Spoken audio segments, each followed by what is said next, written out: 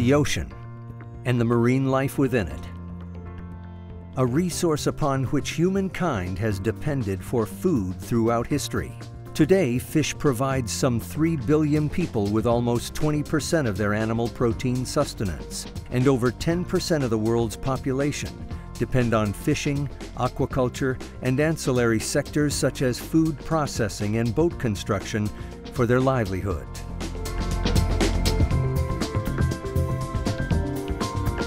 But more and more, fishermen and fish farmers are competing with other new and traditional uses for limited ocean resources. So how do we enhance and protect our marine ecosystem to ensure healthy fisheries, promote aquaculture, and encourage new ocean uses such as renewable energy development? You start by planning.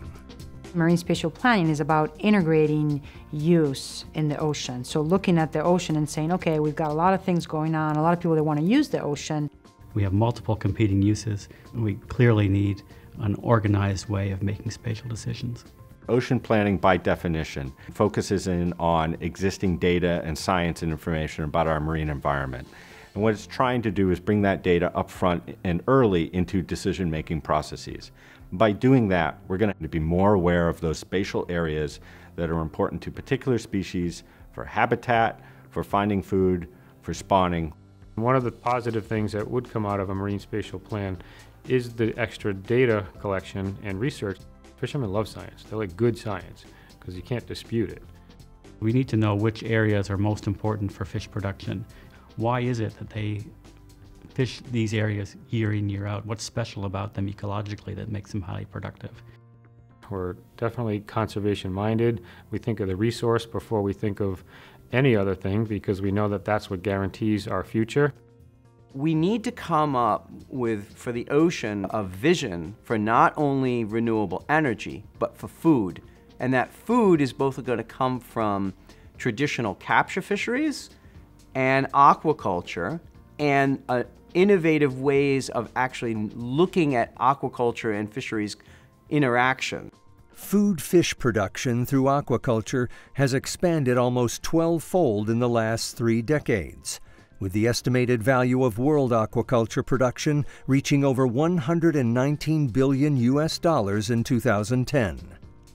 Coastal nations around the globe are looking at aquaculture in their ocean planning.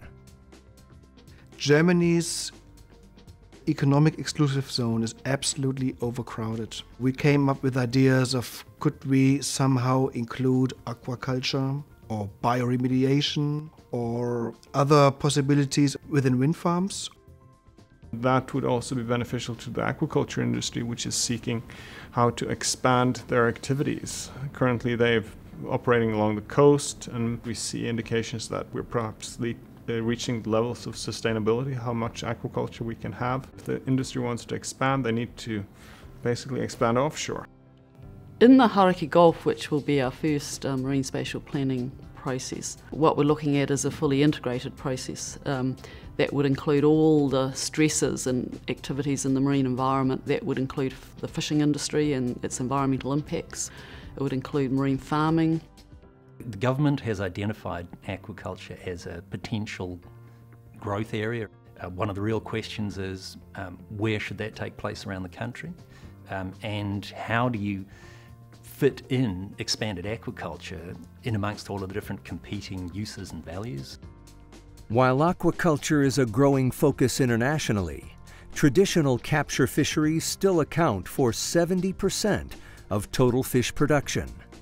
And planning efforts are looking at how to best protect these fisheries so that they will continue to provide important economic as well as cultural and social benefits in the face of new competing ocean uses. The state of Rhode Island initiated a marine spatial planning initiative called the Rhode Island Ocean SAMP, and they engaged all the different stakeholders.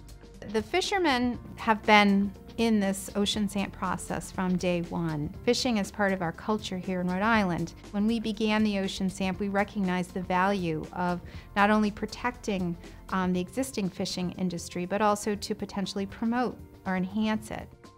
My department, in fact, has more than a 100-year history of managing fisheries. We know where essentially the biomass is being withdrawn on an annual basis.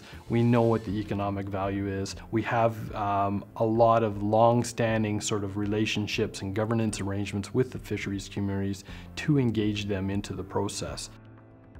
We have lots of rules for fisheries. It's a complex system. It's a very complex system.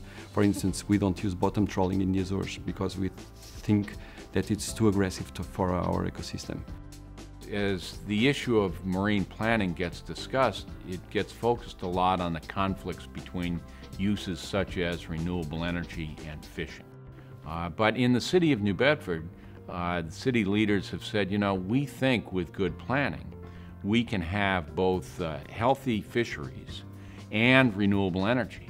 Now that the ocean SAMP has been adopted, we have a Fishermen's Advisory Board to ensure that if offshore renewable energy comes or other offshore developments come, that the fishing community are part of the process. As we look towards more large-scale regional or national planning, I think it's important to recognize that that's something that really needs to happen, because fish don't know boundaries. And while we have a really definitive plan here in Rhode Island, it doesn't necessarily mean that Connecticut, New York, New Jersey, or down the coast will have that same tool in play.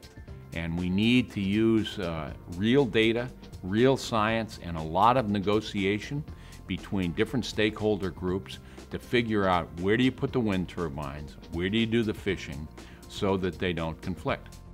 Marine spatial planning enables us to keep those very important ecological values, people to enjoy and value the ocean and to live well off it. You know, so it's really an intelligent approach to how we actually derive a living from this amazing resource.